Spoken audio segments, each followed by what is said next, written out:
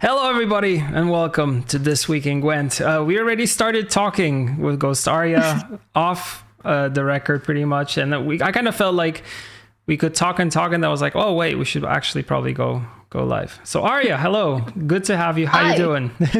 Good to have you too.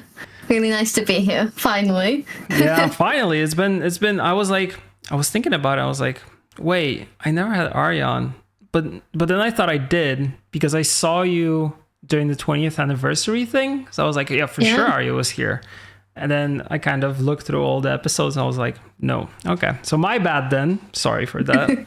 It's all right. Yeah, but it's awesome to have you straight off your casting gig with Lionheart for the top 16, which happened recently. So how was that for you?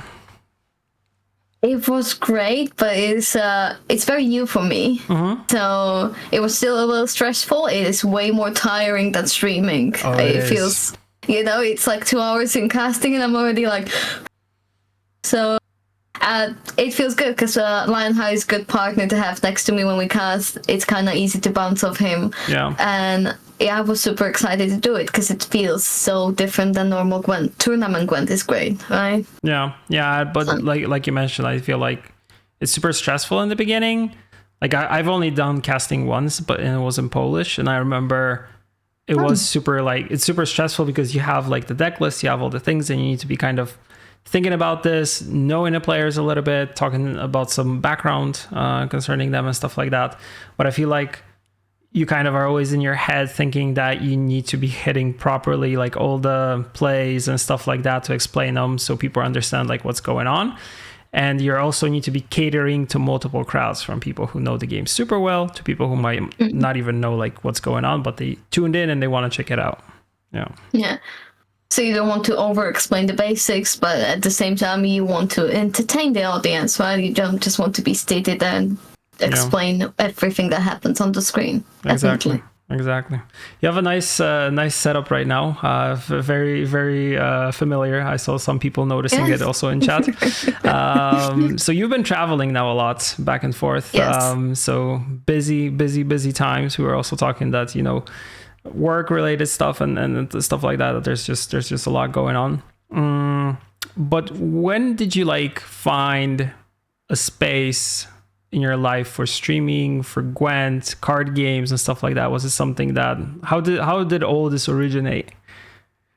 So I was checking when I joined Gwent right before today, and I was actually part of the closed beta in 2016. Okay, so but very it was early. only because very early. But it was because I always loved The Witcher. So I would read the books when I was 15, and then play the games when I could.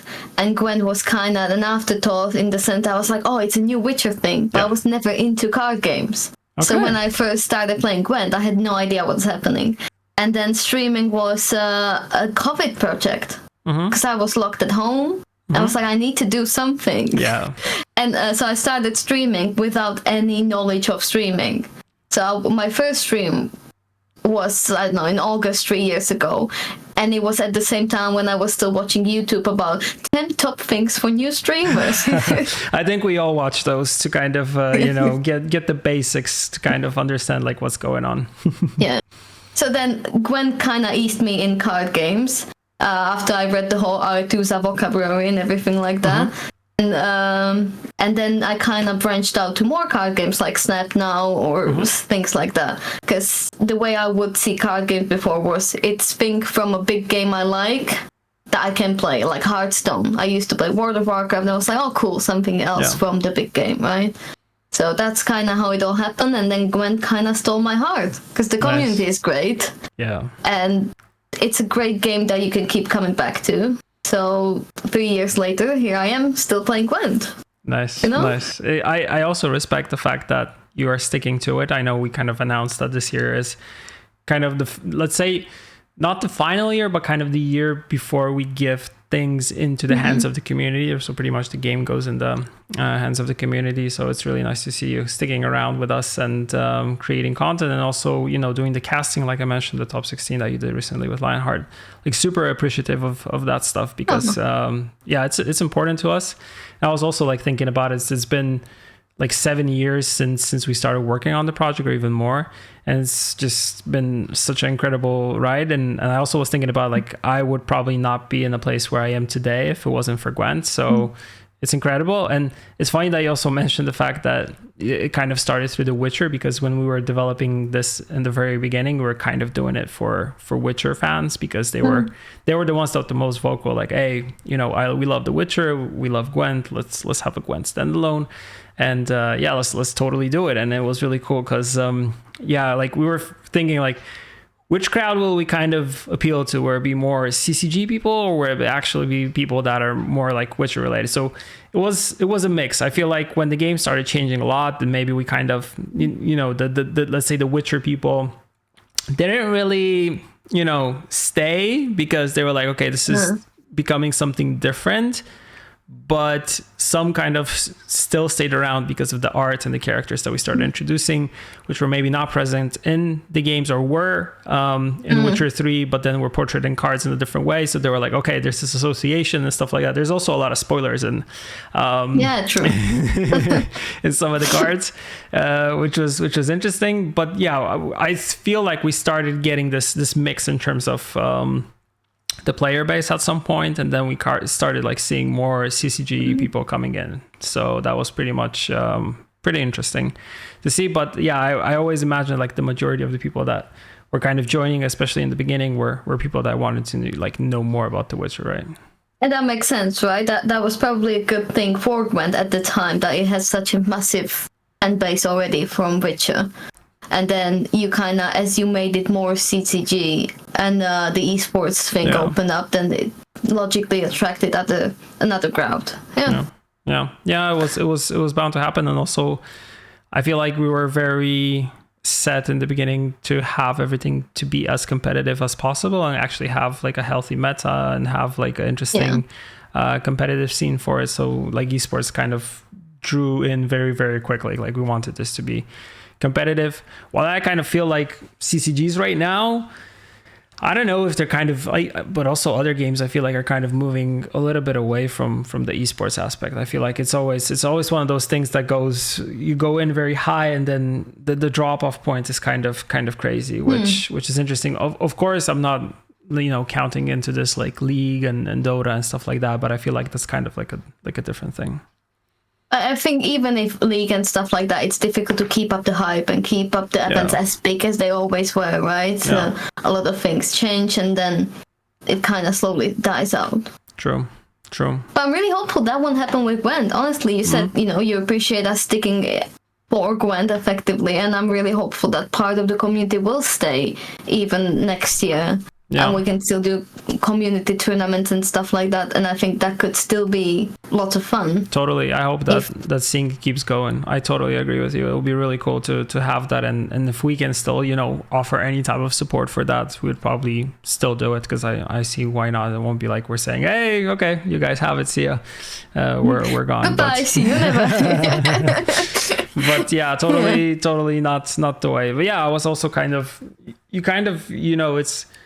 it's kind of hard in some sense to transition out of it, because like you mentioned, it's a lot of good memories. It's a lot of people that you meet along the way. It's a lot of like incredible stories and things like that. So it's also very difficult to kind of move away from it and move on to different things. So that is something that I feel like will always be a little bit of a struggle, because it's hard to let go of some things that you don't really want to let go. But like you mentioned, I'm also hopeful that we'll just, keep it going throughout the next year and the upcoming years for it. Yeah. It would be great, yeah, because Gwent changed life for so many people. It was a huge part of life for streamers and people playing and stuff like that. So it's like losing a friend. Yeah. Almost. Yeah. Well said. Dear old friend. We normally also have news here for each episode, but I don't have much apart from the fact that we recorded the developer update with Jean yesterday. So that is going up on Monday. And there's actually a pretty cool surprise in it, which I won't spoil, but I feel like there is something coming with this update that players did not expect, but I will leave that till the video that is coming out on Monday. We're almost, I think, finalizing the edit for that one. Yeah, it'll be a good one. And no, Kafka Rapu, it won't be Puffco Gale finally getting buffed. No. We should do that. Skoyatel deserves it. Yeah. Like we're both Skoyatel people. We know what's the best faction. So yeah, hopefully he gets his time to shine finally. But yeah, the guys have been saying that they're planning something for it and one of the updates. So we'll see. That would be good. Yeah, we just need now a card for Ryan, and then we're set. Will he be Skoyatel as well? I kind of see him more as Syndicate or Nilfgaard. Oh yeah, I would totally also see him as that. There was a recent pitch for him to be an elf, but he declined to be an elf. How could he? Come on, who would do that? I know. He's a tall dude. He could be an elf. Exactly, yeah. I don't know why. Yeah, that would be so cool to actually have him as a card. But we'll see. There's quite the list of employees that still want to have their appearance eternalized in the card game. So you know how it is. So you said you got into card games because of Gwent. Yeah, basically. Yeah, and like you mentioned Hearthstone, Snap. Is there anything else that you tried out throughout this time, like Magic, maybe, like any paper versions, anything like that? I played a little bit of Magic, but not much. I played some Runeterra as well. I'm now trying a new game called Fageborn. So that's basically now in early access, so I'm trying that out. So that was kind of... Yeah, I kind of tried everything a little bit, right? But Gwent, especially visually, spoils you so much that everything else kind of feels like it's a better version of Gwent, because Gwent is just so pretty. Yeah. And I never really played anything physical. Like, when I was a kid, I would collect Pokemon and Yu-Gi-Oh! But I didn't know what they do. I just liked them, I was like, oh, pretty shiny card. So that was kind of it. Yeah. Pokemon had really nice foils at the time. I remember that everyone was kind of at some point collecting it because it became a big thing due to the TV show. Yeah, and I also remember collecting them. Definitely. And it's funny because like now it's a thing that I can, for example, like share with my daughters, like show her Pokemon and get her excited about these things that I was excited when I was younger, which is kind of like, it goes full circle. So it's like one of those things that I also enjoy, but also trying to get her into card games and stuff like that.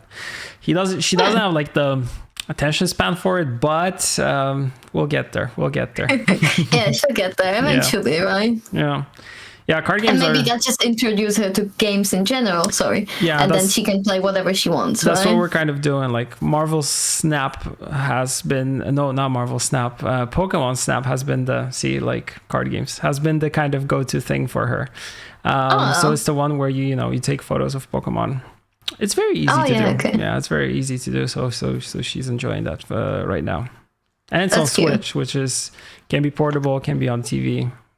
Best of both worlds. Yeah, a Switch is really good, actually. Yeah, it's a great platform, especially if you're traveling and stuff like that. So you have it with you all the time. Doesn't take up too much space. Can be hooked up anywhere. Highly recommend.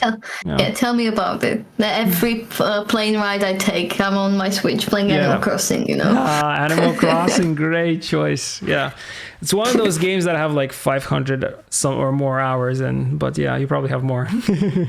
I might, at this point, probably. Yeah, friends also play it. It's in the thousands. I'm like, Jesus Christ, where do you get the time? Yeah. But it's such a wholesome game. It's such a relaxing game that...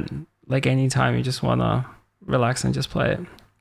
Yeah, if you lose too many games of Snap, that's when you can switch to Animal Crossing, Yeah, it relaxes you a lot. Yeah.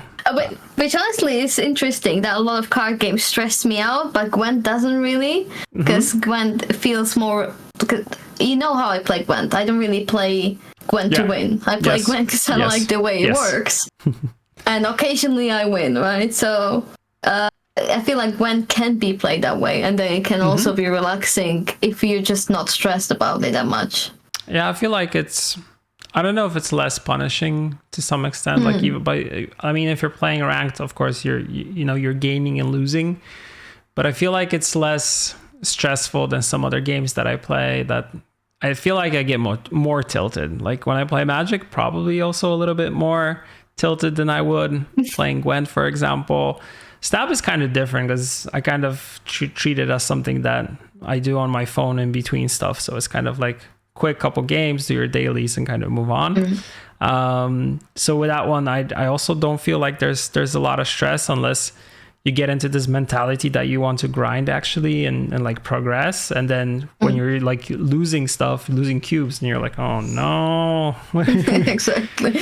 And I always get frustrated that I'm like, there are only 12 cards in the deck. How am I not drawing the ones I need? Come on. I agree. And all the RNG with the locations, which sometimes just pisses me off. I'm like, I don't want to play on this. It's like, what the hell? That's something that I enjoyed about Magic and about Gwent, that like RNG is limited, and there is RNG, but it's predictable RNG, or it's things that don't generate things out of the blue, which is always something that just triggered me a lot. You can choose to go for RNG, or you can choose to go a lot of stability, right? You can have a very rigid deck that you just know what you're drawing, lots of tutors, stuff like that.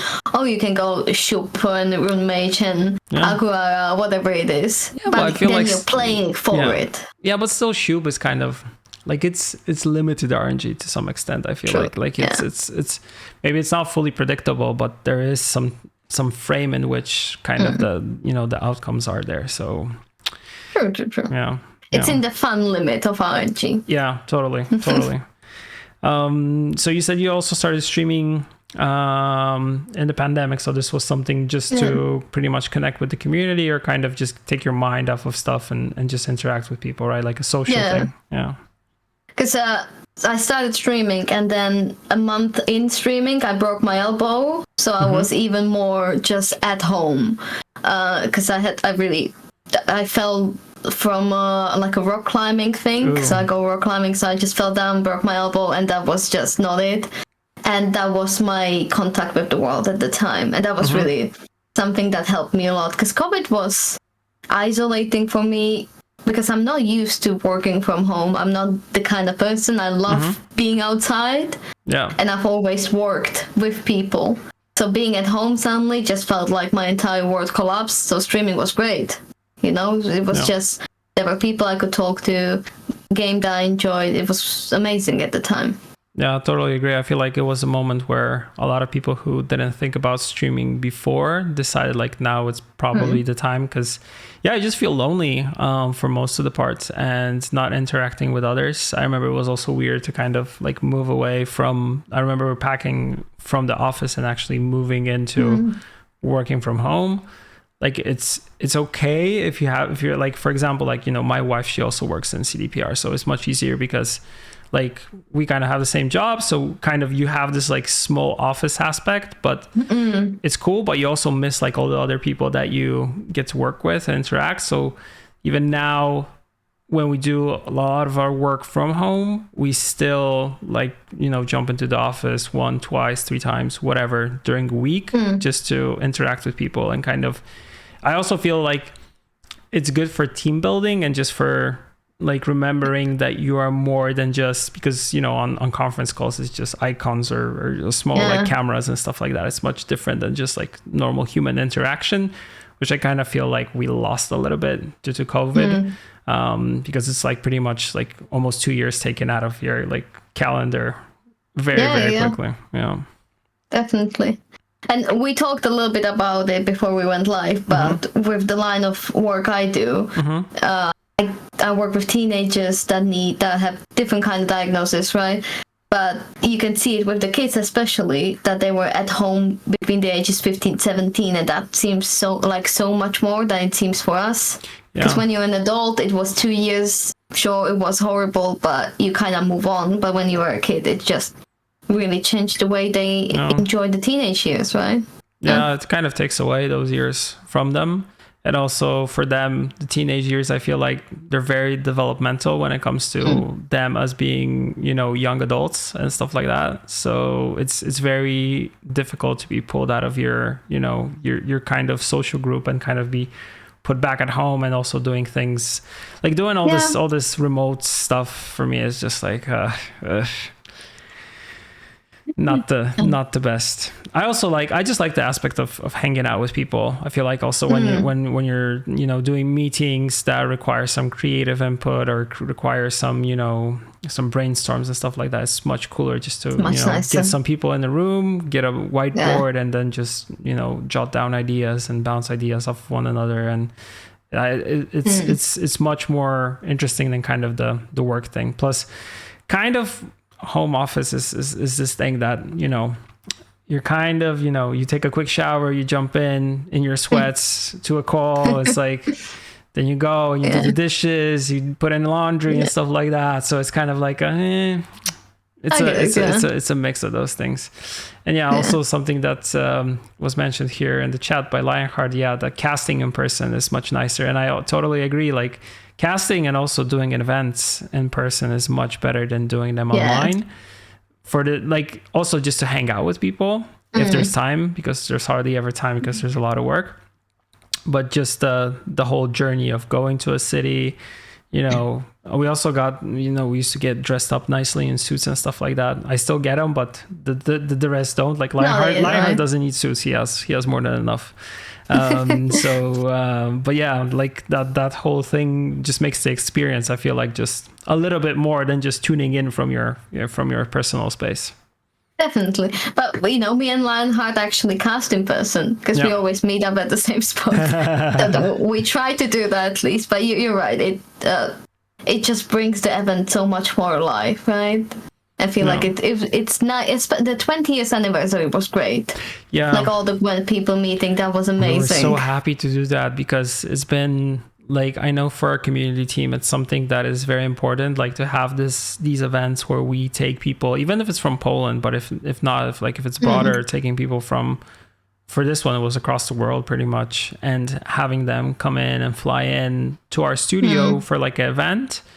That's just was so amazing because it was also after the pandemic cycle, let's say, where we we were pretty much not able to do anything in person. I still remember like when we were moving into home office, like we were supposed to do season 1 World Masters, and then we pretty much canceled flights like last minute and stuff like that. So people couldn't come to the event themselves.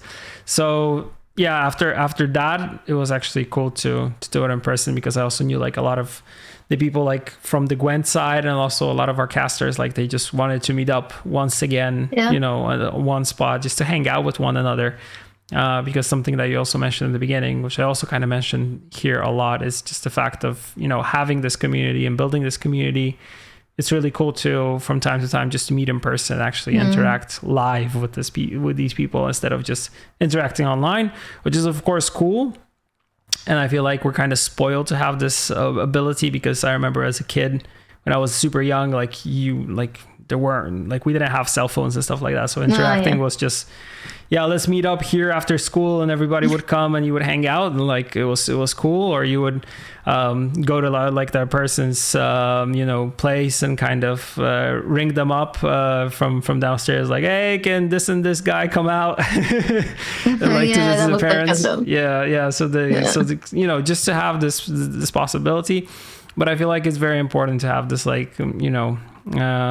face-to-face interactions and stuff like that. I agree. The online communities are great, and they are so much better than they used to be. They're much safer places as well, right? Yeah. But then there's something that you can never find online that you can then face-to-face enjoy. It's really different. It's much different. It's much different, but also I like the fact that, a lot of people who create content or stream and do stuff like that they find the time to actually, do these in-person meetings. I'm not maybe a big fan of fan gatherings and stuff like that. Unless you're, I don't know, a big name, then I totally get it. But just, hanging out with the people that are part of your community and meeting up with them. And I feel like we kind of achieved that with GWENT, that, people started forming into these groups and subgroups, and then all these groups kind of from different places, mainly within Europe, but also like the States and Canada and stuff like that, started just, moving in to different places, or just started, migrating from one place to another, went for holidays to a country when they knew they had friends, and started just, you know, building this bond and actually meeting in person, which is also really cool to see. Yeah, it's really cool to see. Yeah. And I think, you know, it's good then that we have even events like TwitchCon where people can meet again. True. And then you kind of know, I'm going to TwitchCon and then I'm meeting some Gwent people as well. It's really nice. You kind of suddenly have friends all over the world, even though you don't really know them. Yeah, right? exactly. Yeah. Exactly. We had this thing with TwitchCon last year. There were a lot of people from Gwent that went. We also went with Ryan. It was funny. Once again, we'll talk about Lionheart. He's right here, so I got to meet him in person for the first time and the first thing I remember I said to him, I'm like, I feel like I know you, but we never, I think, you know, met face to face. So it was interesting because it was like one of the first times where we met, which is incredible. Yeah. And maybe we do it again this year. Yeah, Paris this year. Hopefully, I don't know what our plans are yet because they're kind of shaping up when it comes to like all the working stuff that we're doing. But hopefully, there's an option to go there and meet up with everybody. Yeah, that'll be good. Yeah, Amsterdam we're was definitely awesome. coming. So I'm excited about Paris a lot. Yeah, and it's gonna be an interesting location because Paris is pretty cool. Beautiful. Yeah. Although my first I hope you do it. My first impression of it was like, like I went there once, but I think it's because I lived in like a shady place, and maybe. But going around town, I was like, yeah, I expected it to be maybe a little bit better, but maybe it was because it wasn't too hot at that time. Maybe that's why. Maybe it wasn't like full on summer or anything like that. We'll see. Yeah, but for sure, I'm planning to go there because it's close by. That'd be good. I hope they do TwitchCon in Prague one time, because then I can awesome. take you all for a beer. Yeah, Prague is awesome. I've been to Prague like 5 times at least, and it's amazing. Yeah, it's one of my favorite European cities for sure, because it's so well kept and it looks so cool. Like even just the old town and the famous bridge that is there and all that stuff is just freaking incredible. It's incredible. Food is also great. Beer is awesome. So everything that you need. Yeah. And so we moved in Prague with Lionheart, right? And looking for a flat was a nightmare. It is always a nightmare, but we managed to get this beautiful place in the city center. And just every day when I go to work, I pass by some of the historical buildings, and I'm always like, so pretty. They're so awesome. They're so awesome. Yeah. And every time I went there, I had a great time, and pretty much like for me, it like there was like no difference if it was summertime or if it was in the winter time or fall. It was always, I felt like it was always beautiful and it was always cool. I kind of see that, you know, whenever I have like friends or family visiting, they say the same stuff about like Warsaw, but I feel like Warsaw, for me that I live here, is always kind of grayish, maybe apart from the summertime. But now, like in the winter months, it's just like you're just waiting for spring. It's just like, come on, spring, you can do it. Like we're almost there, but it's March and we're not there yet. Not there yet. But Warsaw is really beautiful, like especially the riverside area. Yeah, I feel like that's done really well. But that's also nice, like when in the summertime or in spring and stuff like that, when it's starting to get green around and stuff like that. Yeah, get it? Yeah. I really like Warsaw, but it's different. Like you say, if you're a tourist, it's like, wow, new city, something cool. When you live there, it will be different. Definitely, yeah. So when you come to Prague next time, let me know. I'll take you to the best places. I will. Yeah, I always wanted to go to like the best places food-wise, because I feel like I've never I've been to places which didn't look like the food would be great and the food was awesome. I feel like that's also something that you get there. Like the food is really good. It's very I wouldn't say heavy, but very like nourishing. Like you eat something and it's just like you're full throughout the day. Or maybe it's just that you have, you know, a small pint of beer with it. So 2 or 3 or 4. 2, yeah. Or 2 or more, if it's good company. And yeah, it's kind of the like food is always something that I remember from it as being like the number one thing for me. Yeah, that and the cathedral that's in the old town. It's so beautiful, like the big one. It's Saint Vitus or something like that. It's freaking incredible. Yeah, it's really cool. Yeah, someone never went to like Prague. You should totally go. You should make it a CDPR team building. That's a good idea, actually. Grab Bumblin. And I'll be your tour guide. Yes. Sounds but good. That's a lot of people to take around and show around. It's fine. We'll do it. And Czech and Polish is similar enough. We'll do fine. Yes. Our languages are very, very similar. It's funny that we can almost understand one another, like speaking our own languages. And I remember like because like I met also Elsbeta. I don't know if you know her. Like she's the cosplayer slash journalist. I know her. Yeah. So she was super awesome. We met up during one of the Gamescoms. She was also working with us. She had like a female version of Geralt, which was amazing. And she was always like, yeah, you need to come to Czech Republic. Like, also like we'll show you around. I'm like, I've been already so many times, but I think it's different when, when someone that knows the place shows you around and kind of shows you all the cool places. Yeah, I agree. Yeah, sounds like a plan then. Yeah, I expect the CDPR team to show up. Now it's on tape. We need to do it. Yeah, perfect. We only have a small studio apartment though, so be careful about how many of you show up. So we need to kind of decide how many people can go. It can be only the chosen minority. It can't be too many people. Yeah, or you sleep at the terrace. We have a country out terrace, so some of you can take tents.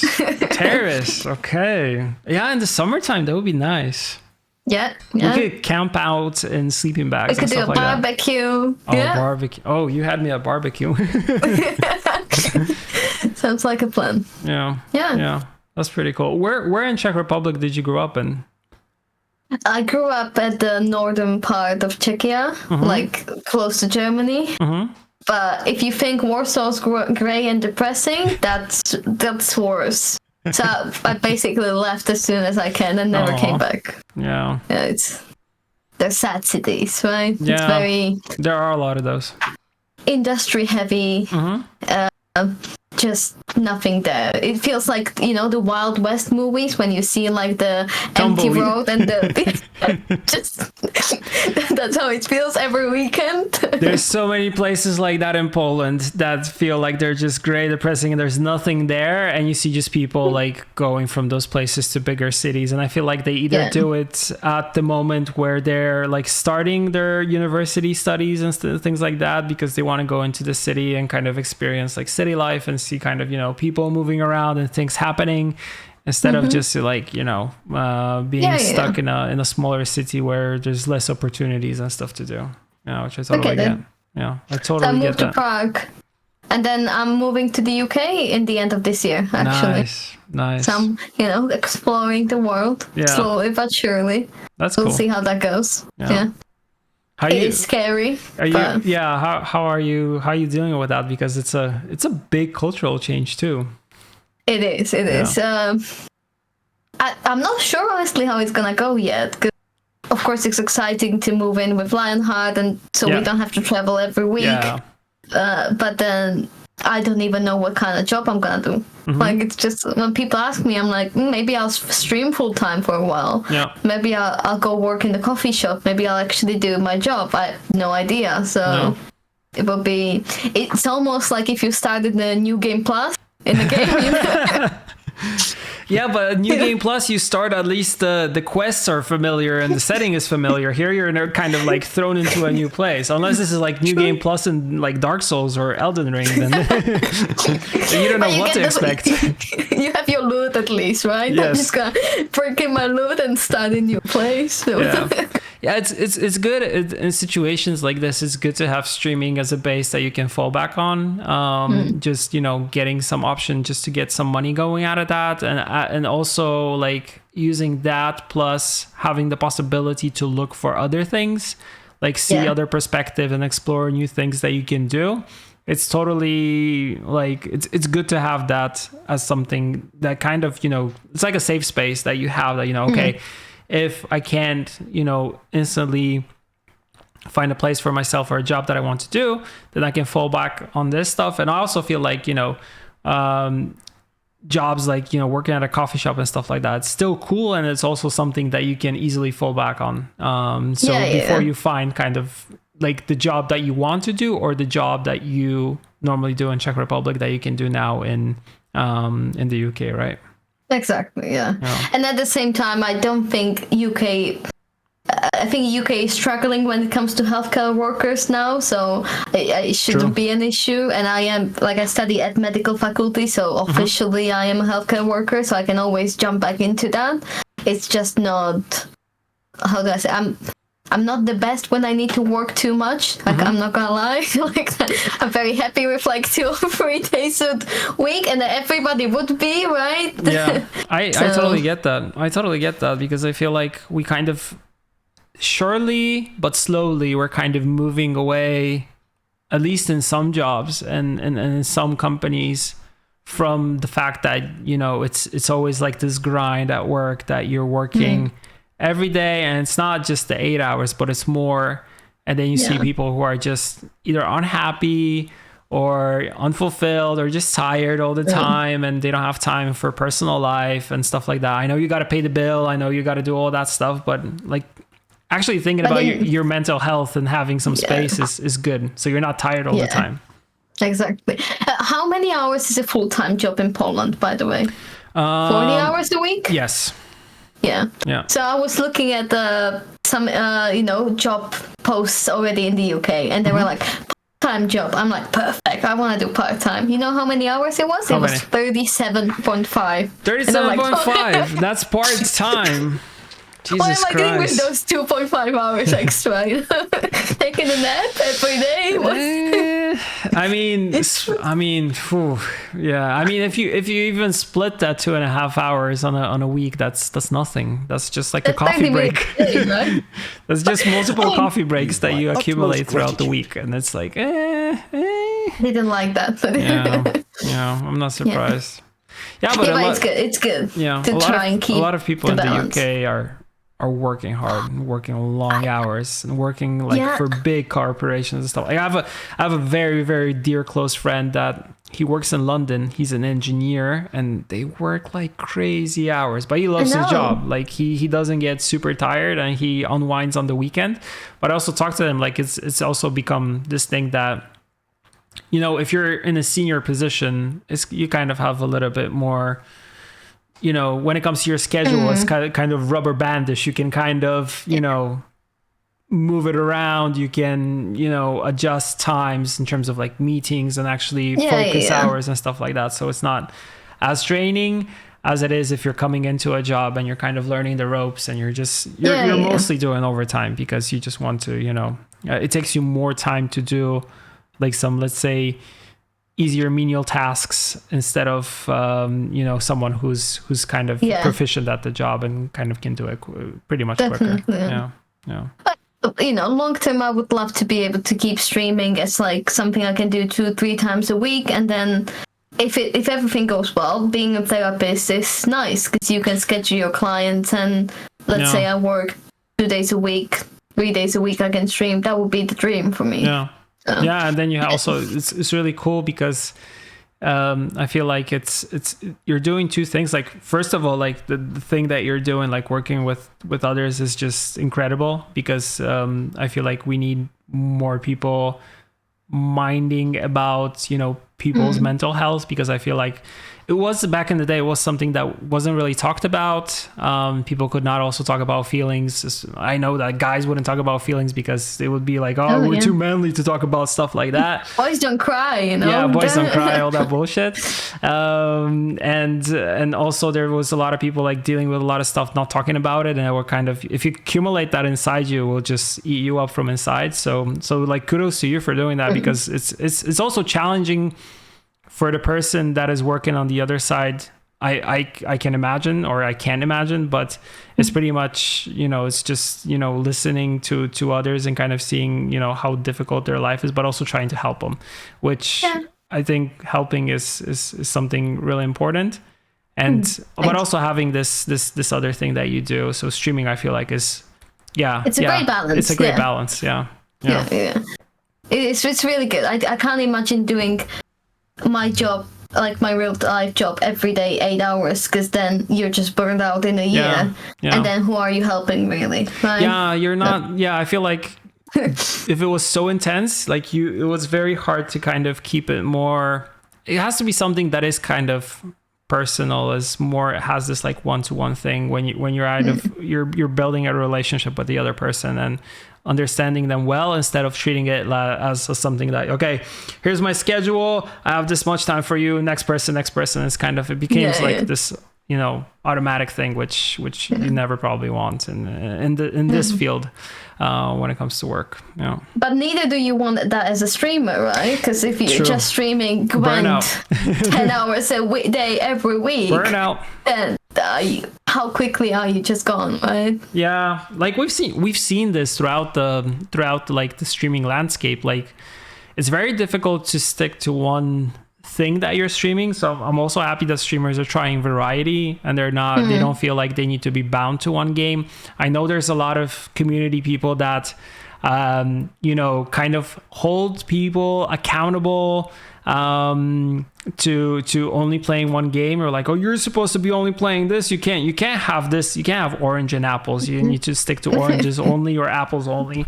And I feel like it's something that I never understood, and it's cool that they're branching out. But I also feel like if you're just doing the same thing over and over, then it's just like, oh my god, it's just, I want to play something different, I want to try something different, and instead of doing the same thing. And you also see people get burned out, they get frustrated, they get tired and all that stuff, and then they just they abandon it to do something different instead of just mixing it up. You kind of need to be ready for the comments from the chat, oh, this looks like a new Gwent update. Once you get over it, it makes you ultimately happier, because you have more choice and you can do whatever you like. I totally agree. And I also feel like streamers should be kind of deciding like what they want to do and what they don't want to do in terms of like the stuff that they're streaming, because I feel like if you're naturally having fun and enjoying like what you're streaming or what you're talking about, that it feels more real than something that you're just doing because you kind of feel like you're bound to do it and you're supposed to be doing it, because it's like, I'm supposed to be doing this, so I'm going to be playing this, and if I like it or not. And then people kind of see like, it translates to the screen, right? Yeah, it translates. Very quickly. Definitely. Yeah, it's good to just have something that you do that you enjoy. It's like, same for me, like sometimes I when I think about streaming, it's like okay, I could stream a game, but I much rather just talk with people like we're doing right now. I like the possibility to learn about other people from the Gwent community, or just to sit down and talk to someone about a topic, because I like to see other points of view, or kind of see similarities in terms of views and things, or things that maybe I have in common with the other person. It's really cool. And also it kind of gives you this interaction online, because like it's very hard for us to meet up right now and talk and do that, but it's much easier to do it like through, like we're doing through Discord, and then recording it or streaming it and having this as something that will stay, right? Yeah. And I guess for you, part of your job as community person, manager, you want to know the people in the community, and if you interact with them almost face to face, you create a better image than what you would just see from tweets and streams, right? It's also more genuine, I feel. And it's something that I also learned very early when I started working in CDPR, that the company is very let's say community centric, in a sense that they treat community members not as fans, but as gamers that are they're just part of their community. So it's like, it's not, we are here, the company, you should love what we're doing. And the story, like, not that, but kind of like, hey, we're all friends here. Like, we all have the same stuff in common. Let's just, treat each other with respect, which is something that I highly loved about it. And it's a story that I always mention, kind of that when I was playing Witcher 3 back in the day before I joined the company, I remember I had some like technical difficulties. I wrote on the forums and I had like the community manager, now community director, Martin, like reply to me saying like, "Oh, working on a fix, don't worry, blah, blah, blah." It's super nice, super kind. It'll be updated in this and this update, which should come out soon. End the story. So that was like the first time I had like some tangible human interaction. So I kind of grew up in that school of, interacting with the player base in some sense, even if it's not face to face, but I was just replying to people and stuff like that. Later, it was harder maybe to reply because there's a lot of messages that come in on a daily basis, but also having, some options or platforms in order to interact with people and talk to them, because I feel like it's very important. And even though I'm kind of less now working on the community side, but more on the communication side, when it comes to Gwent, I kind of still feel like it's part of like a community job that I started in the beginning. So it kind of keeps on going that way. But yeah, like you mentioned, getting to know people a little bit better and interacting with them is something that we kind of took twig in this direction, because before that it was just like quick news from Gwent, so it was like a short video that we used to do. But I like this long form conversation mode a little bit more. I also like podcasts a lot, so it kind of probably stems from that. Yeah. Oh, weren't you doing some podcasts recently? I was. We were doing one with Denpai. Denpai kind of now moved away from it. Say he wants to do like different stuff in terms of like his streaming. So I'm kind of in the wind right now when it comes to having someone to talk to. So I need to figure this out. So you're saying you need a space to talk to someone. I actually am one of these people that I just like to. I could stream a game on a weekly basis, but I just much rather talk to someone. Also depends like what people want to see. Like if someone came to me right now, they'd be like, "Oh, I'll stream some of this or play some of that." I would probably be more I'll be more keen to do that than I was probably before, because I feel like I'm kind of missing a little bit of the streaming aspect of what I used to be doing. Because I'm now, like I said, I'm now more focused on all the communication stuff, less on the general like community streaming and stuff like that. So it's a lot of also internal communication, which is really cool, because it's something that I haven't done before. So there's space for growth. Right? Yeah, it's different. But I feel like something that you kind of mentioned at the beginning, and also something that I agree with. Like it's actually good to have this human interaction and interacting with others and getting to know other people, and then just going to places like Amsterdam and meeting these people in person is like even better. Yeah. So I'm glad that you still keep Twig alive. That's really great, and hopefully that is still a thing till the end of this year at least. And for sure. I know, favorable. Yeah, for sure. I want to keep this going, and then we'll see kind of like what we'll be doing in terms of like. We kind of have to wait and see what the community will be doing. So kind of based off of that, we'll see if, community wants to interact, or if they're reaching out to us for and talking about stuff and talking about some changes or things like that. So we're kind of keeping the line open to have this back and forth, because I feel like it was something that was really cool. Especially after like Homecoming, after the midwinter update, like all the things that didn't go as planned, let's say, to keep the channels of communication open and interactions, like open interaction and listening to people, giving feedback, but also just having like a back and forth discourse on what's working, what's not working. I think that's important. Having a discussion all the time is good, and it keeps you. Of course, there will always be people who criticize a lot, but that's why you want to have a discussion that's kind of available to like all kind of people, right? Yeah, I kind of feel like all the people that used to criticize us a lot are kind of just gone. They just moved on to other stuff. So it kind of cleaned up the community in a sense where people who are super passionate about the game are still here, and people who care about it, and people who actually want to give constructive criticism instead of just like say, "Oh, this is bad," or "This sucks," or "You guys suck, you don't know what you're doing." Of course, there's still like... Have you guys ever seen a card game? yeah. Do you know what the hell you're doing? Like, who's the designer on this? Like, you still get those from time to time, but... Yeah, of course you do, Yeah, you always get that. Well, I'm hoping I'm not spoiling something from Lionheart and me, but we're talking about if the community stays, if there's still people who want to do things, if there's still people watching, then we definitely want to stick around and make tournaments and stuff like that. Especially because when it's the two of us, it's so much easier to work on something together, right? It's not like you're alone in it, so we would really love to do that. As next year, as I'm here in the UK, I don't have to travel so much, gives us so much more time. So I'm hoping that the GWENT people stay, and if they stay, then the content will stay as well. Yeah. You'll be a nice dynamic duo working together, and also like doing casting for that. That's freaking amazing. Yeah. Good excuse for Lionheart to buy more suits. Good excuse for me to get more dresses. Nobody's complaining. Perfect. Everybody's happy in this sense.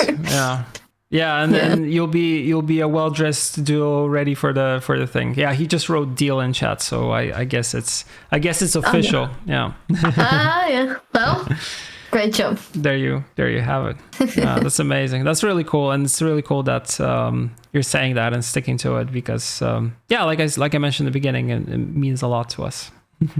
That's great. Yeah. And so does GWENT to us, so it's beautiful. Yeah. Perfect. So when it comes to, you'll be moving now into the UK. You want to focus on streaming. Anything else that you kind of foresee in terms of like future plans or content creation or things like that, or do you just you don't know yet? Well, it's really difficult to say. Like, I definitely want to try more variety because apart from GWENT, that I want to keep as a staple thing. I really like indie games, maybe like Binding of Isaac, Papers, Please. Nice. These like dystopian things. I really like them. Yeah. So I want to introduce that more into my streams. We'll see how that goes. Nice. And I wanted to try more TikTok stuff like that because that's where the people are. Apparently, yes.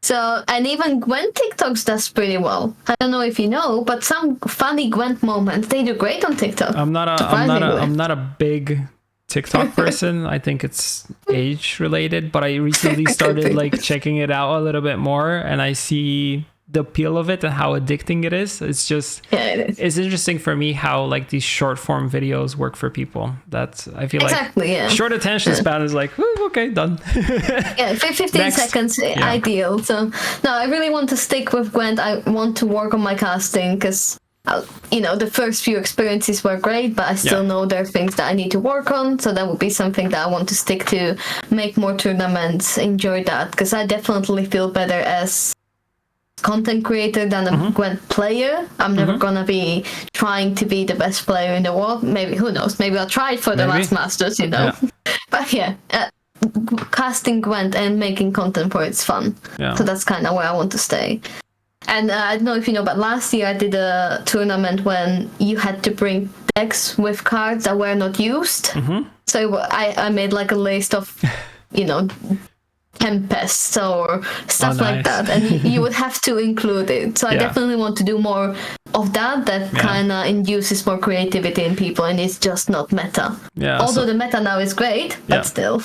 Something just more fun, and also less utilized cards is bringing something new to the table, something more interesting than, because like we were always talking, like most tournaments players just bring the best stuff, like something that is performing the best and is like most predictable, but still there is a little bit of room for variety and mixing things up, but you're always like focused on playing like the best stuff. Like you don't play things that makes sense, right? It makes sense, but it's not for everybody. So creating tournaments that are more for casual people, that would be something that could be fun. Yeah, totally good stuff. All right, we've been running into almost an hour. Oh wow! Yeah, it flew by quickly. We tried to keep this around an hour. So anything that you want to add at the end before we wrap up? I don't think so. I really appreciate you having me. I appreciate you finding the time. I know you just traveled recently back to the UK, so I know there's probably you want to rest up a little bit. Yeah. And I know we can all, both me and you can just go into the weekend after a good chat. I really appreciate that. Yeah. I'll be live later with Gwent, actually. Oh, okay. So I will be playing some Gwent in 2 hours or so. I hope Matthew will make some good dinner, I don't cook. It's Lionheart, so I'm not waiting for. Good. I did it. He never told me he cooks. Yeah. He cooks so great. Like, genuinely, he is a great cook. I'm trying to now remember if he told me if he cooks or not. I love cooking. He said he loves cooking. Yeah. Okay. He does. Yeah. So, the team building in Prague sounds better and better for you. Yeah. Oh, he says he'll cook anytime for me and for you too. So perfect. Great. Yeah. Okay. So I really appreciate you having me. Thanks for that. And it's my pleasure. Definitely not the last time I see you, I hope. Exactly.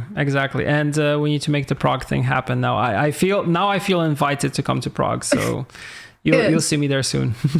Perfect. Sounds great. Awesome. Yeah. Arya, thank you so much. Thank you everyone that tuned in and is either watching this on YouTube later. Take care and we will see each other next week. See you. Bye. Take care.